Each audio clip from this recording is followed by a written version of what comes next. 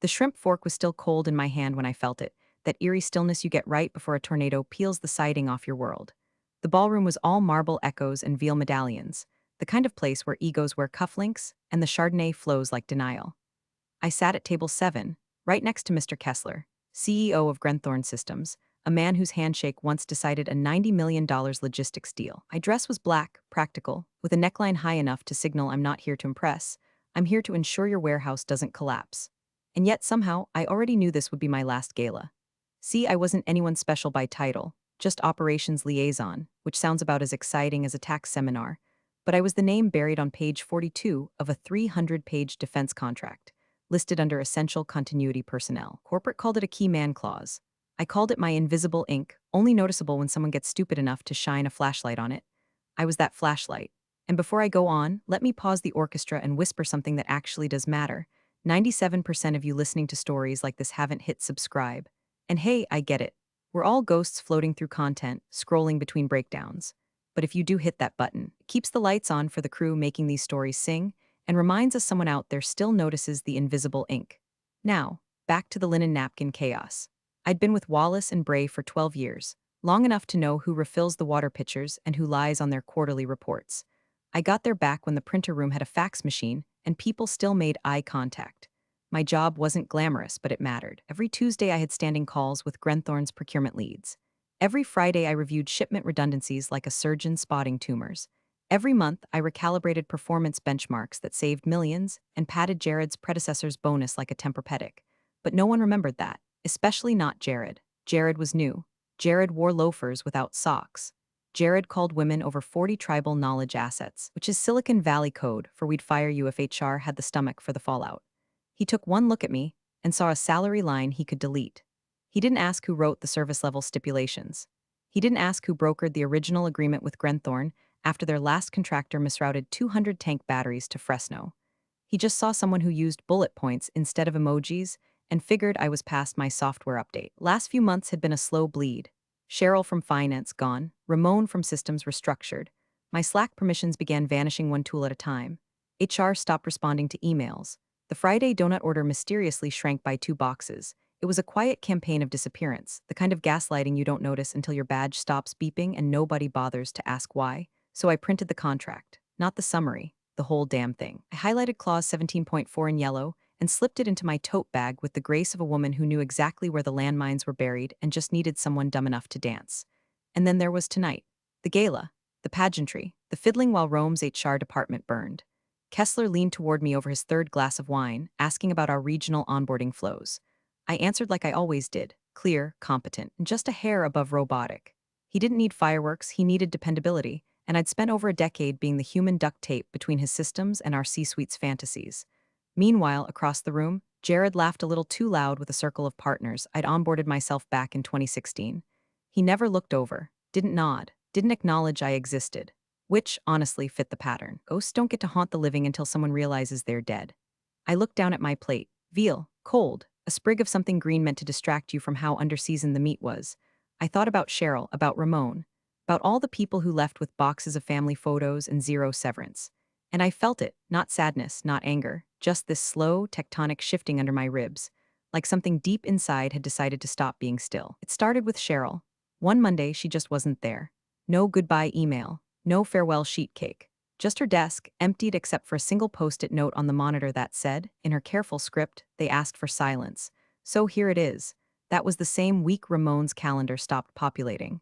HR told us he'd taken a voluntary opportunity to pursue personal endeavors, which is the kind of corporate poetry you write when a man's livelihood is erased over Zoom. I asked around, softly, carefully, like a woman who's seen enough witch hunts to keep her matches dry. No one had answers, or at least, no one was willing to admit they did. Jared had been VP of Operations for a grand total of 7 months, and his first big initiative was what he proudly called the fat cut. Said it during an all-hands call with the same grin he used when posting morning gym selfies captioned "No days off," not even for HR. He didn't bother to name names, just said we'd be trimming redundancies to better align with post-pandemic scaling. Anyone who still had a desk just smiled like hostages and nodded. Jared didn't like legacy. That was his buzzword.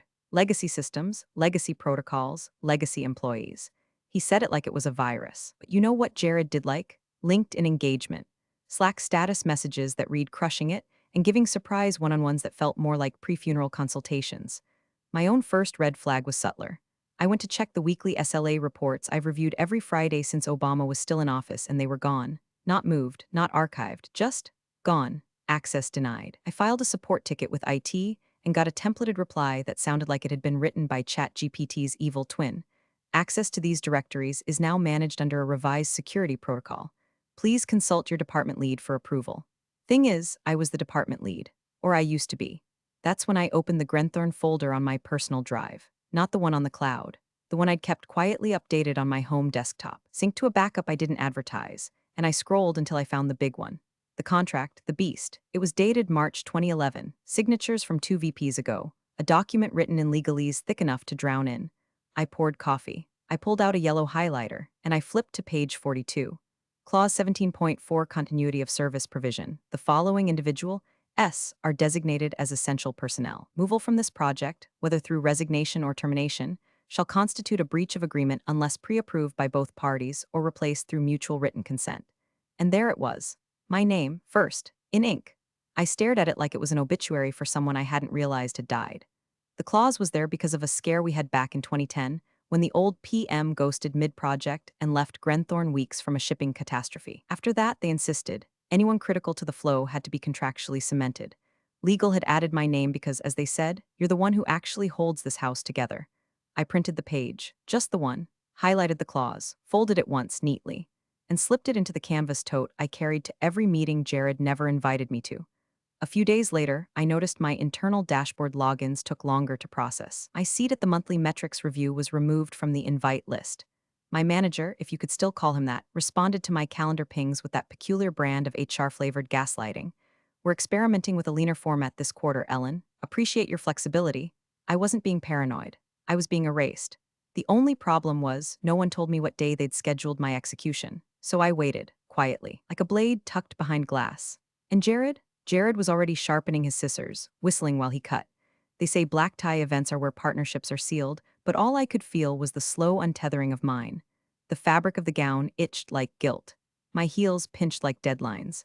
I walked into that chandelier-glutted ballroom like a woman stepping onto a sinking ship, smiling for photos while knowing full well the lifeboats were reserved for the beautiful and the blind.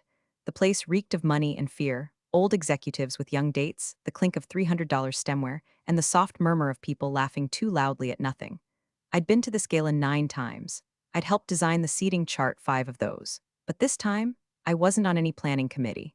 No one had sent me a dress code. I only knew I was invited because Mr. Kessler himself had texted me. You're coming, right? I made sure you're at my table. And there he was, Mr. Robert Kessler, CEO of Grenthorne Systems, leaning back in his chair like a man who'd seen 3 wars and still didn't trust peace. He was wearing a dark gray tuxedo that probably cost more than my entire living room, sipping bourbon neat with the calm detachment of someone who reads government contracts for sport. Ellen, he nodded as I sat down, you're the only reason we survived that 2014 backlog fiasco. Don't think I've forgotten, he meant it. Kessler wasn't one to waste praise. He handed it out like a black market organ, rarely, surgically, and only to those who'd earned it. Just glad we got you those fuel cells in time, I said, folding my napkin, voice steady, hands colder than the silverware. Across the ballroom, Jared held court with a half-circle of consultants and junior executives. He was all teeth and hair gel, gesturing like he was coaching a startup through a TEDx audition. Every now and then, someone at his cluster laughed too loud, some poor intern or director eager to suck up the fumes from whatever tech jargon he'd cribbed off Forbes that morning. He never looked my way. Not once. It was like I'd never existed, like someone had already wiped me off the org chart and was just waiting for IT to catch up. They'd seated me 2 chairs from Kessler, near a former state rep and a director from Janssen Aerotech. All small talk and fork clinks, but my mind was miles away, back at my desk, back in the cubicle where Cheryl used to keep a jar of mints and Ramon stuck comic strips to the printer. Back when team wasn't just a word Jared used before eliminating half of one. The salad came. Arugula and whatever edible flowers chefs like to pretend are worth $28. I picked at it. Kessler talked about supplier chain reforms and overseas compliance, topics I usually love, but tonight felt like distraction, like humming in a burning room.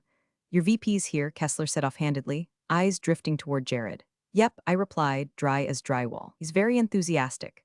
Kessler raised a brow. Enthusiastic's one word. I smiled tight. He didn't press. He didn't need to. Men like him knew when someone was being phased out, they'd seen it too many times. Hell, they'd probably signed off on it more than once. But there was something in the way he looked at me, measured, curious, like a man checking for cracks in a dam he thought was solid.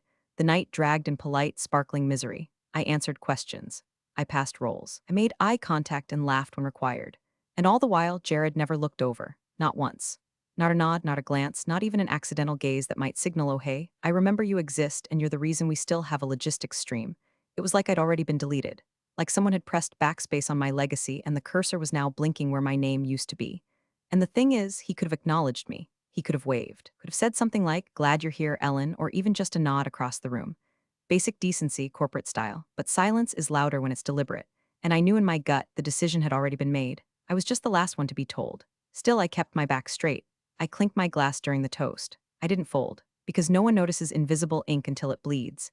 It came between bites of veal, cold, rubbery, overdosed. My knife had just met a bone it shouldn't have when my phone buzzed in my clutch like a distant warning siren. I don't check messages during dinners with clients. That's one of my rules. But something in the vibration felt off, longer, more insistent, like it knew. I slid the clutch open and thumbed the screen.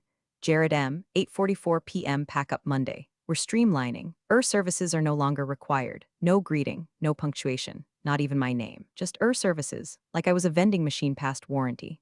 My stomach didn't drop. My heart didn't race. There was no cinematic gasp, no shattered wine glass, no soft jazz pause, just stillness. The kind of stillness that comes when a blade finally exits the skin after years of pressure. I looked at it for 3 seconds, took a breath through my nose, and then, without turning my head, I tilted the screen toward Kessler.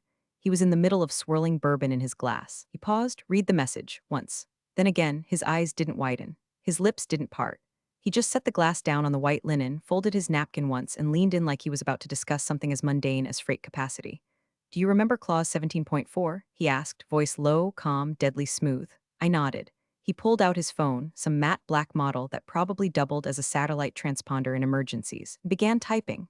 Deliberate, 2 thumbs, no urgency, no typos. Then he showed me the screen. To Jared M., I believe you just terminated our master service agreement as well. See you in court. He didn't press send immediately. He looked at me first, that question lingering in the air between us like smoke. Are you sure you want this? I didn't smile. I didn't blink. I just nodded again, barely more than a tilt. He sent the message. And in that moment, new silence was born, not the awkward kind, not the ceremonial hush before a speech, but a silence with gravity. A silence with consequences. Somewhere across the ballroom, Jared's phone buzzed in his jacket. He didn't check it right away. He was too busy laughing at his own story, surrounded by people who didn't know the floor had just fallen out from under him. Kessler turned back to his plate like nothing had happened, took another sip of bourbon, picked up his fork. I went back to eating. There was no panic in me, no rage, just a cold sense of completion, like watching a missile finally leave the silo after years of waiting underground. It wasn't vengeance. It was protocol.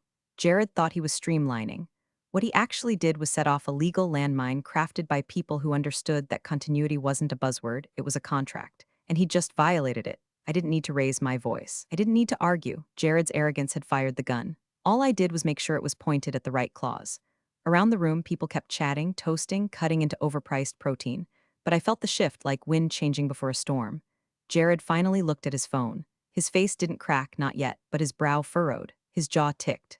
He stepped away from his circle toward the lobby, moving quickly and without his usual swagger. Kessler smiled at the dessert menu.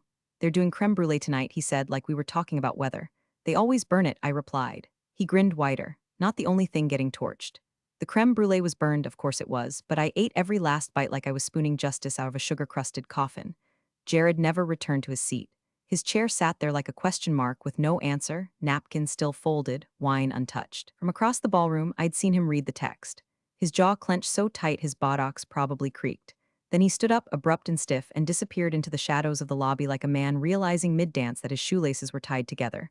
The rest of the gala played out like a string quartet on the Titanic. Waiters poured coffee. Toasts clinked. Speeches dragged on. But under it all, you could feel the shift, a subtle ripple beneath the tablecloths. Something had gone off. No one said it, but glances started darting like nervous fish in shallow water. Someone in PR whispered too loudly to the CFO. Phones began vibrating a little more than usual. And me?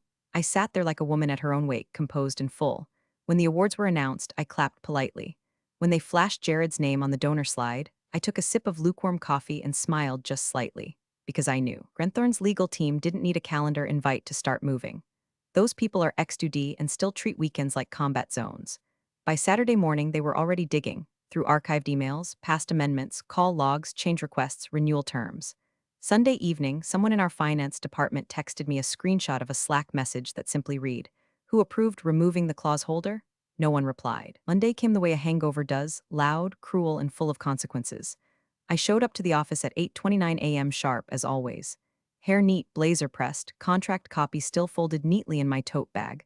I nodded to the receptionist. She didn't make eye contact. That's when I knew it was already over. By 8:37, a guy from facilities, Mark, poor kid, showed up at my cubicle holding a small cardboard box and looking like he'd rather be anywhere else. "Hey, Ellen," he mumbled, not meeting my eyes. "I was told to help you, collect your things." "No need," I said, pulling out the box I kept under my desk for seasonal mug rotations. "I travel light." I dropped in my charger, my stress ball shaped like a shipping crate, one photo of my niece and nothing else.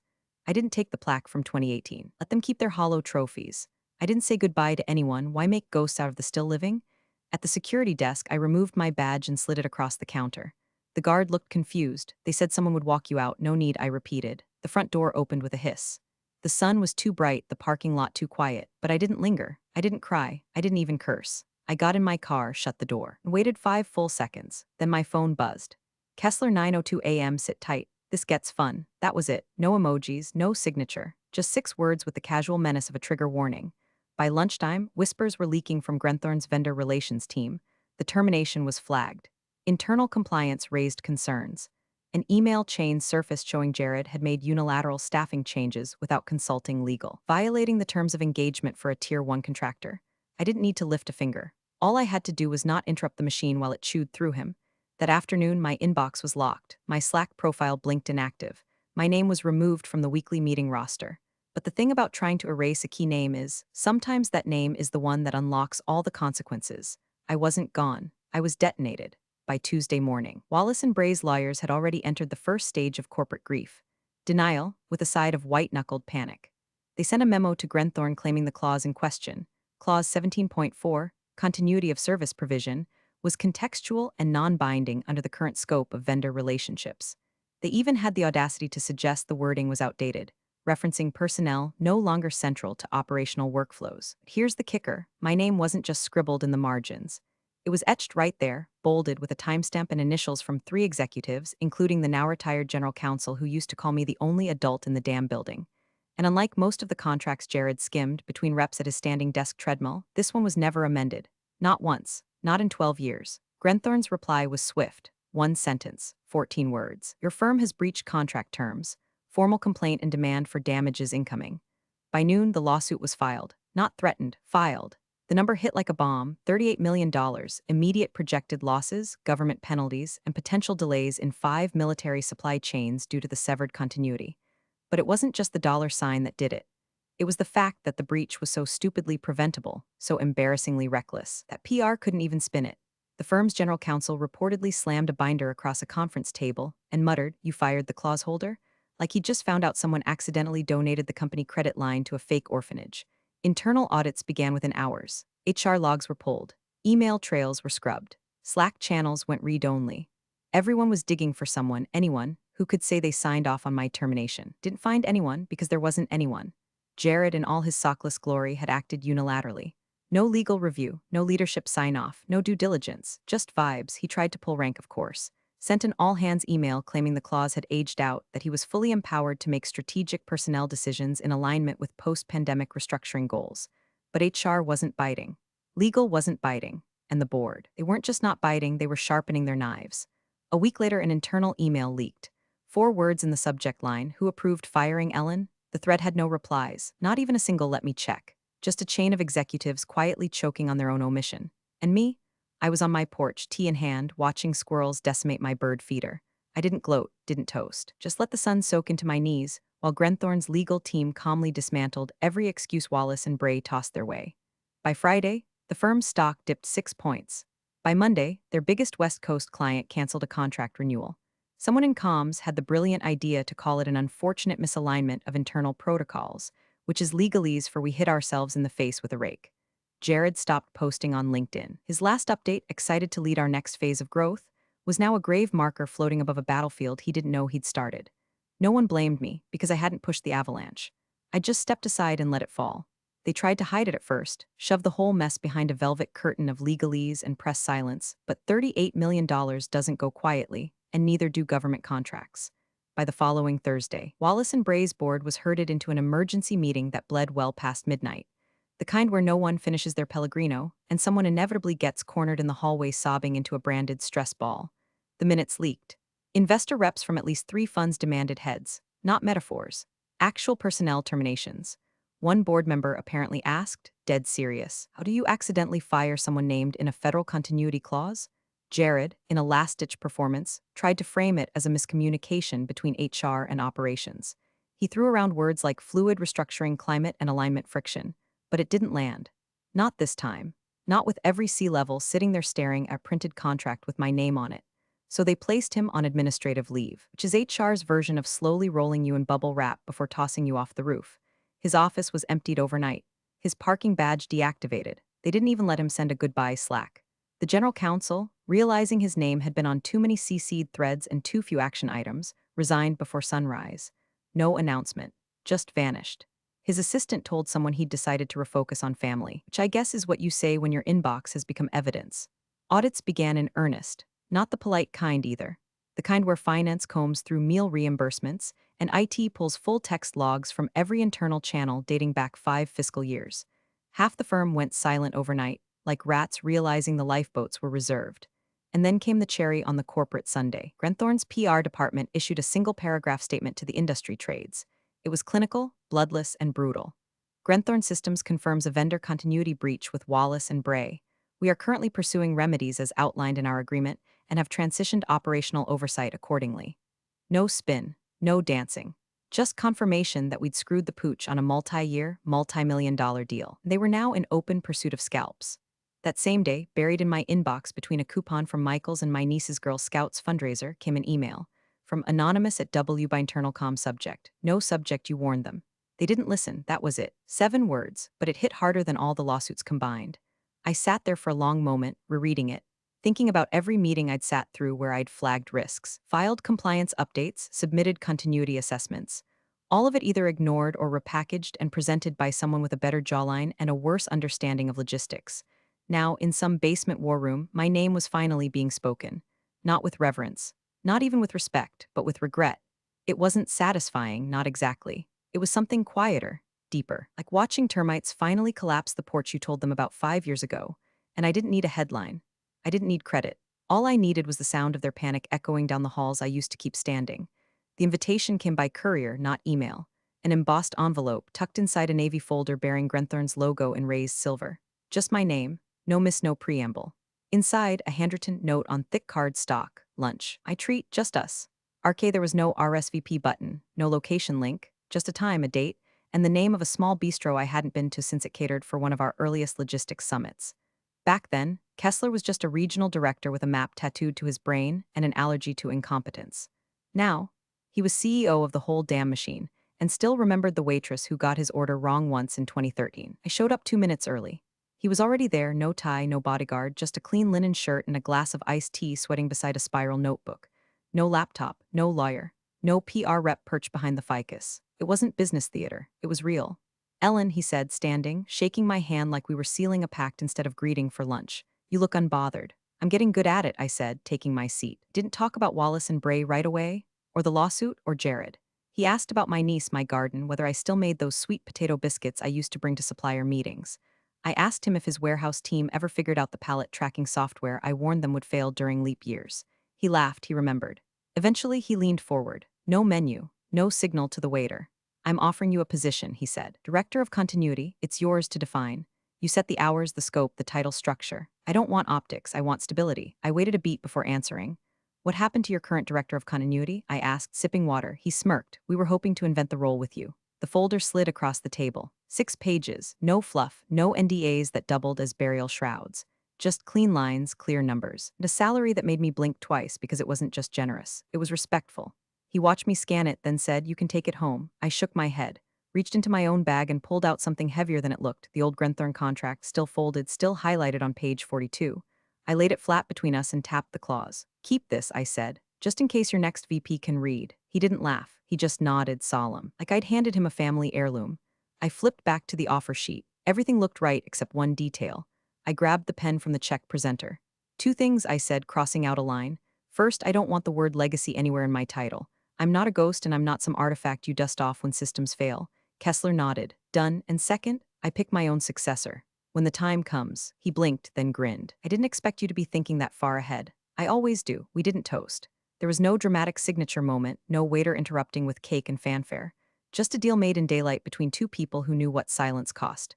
I left the old contract on the table, the ink smudged slightly from my thumb. It had done its job, now I would do mine on my terms. They lost it, officially.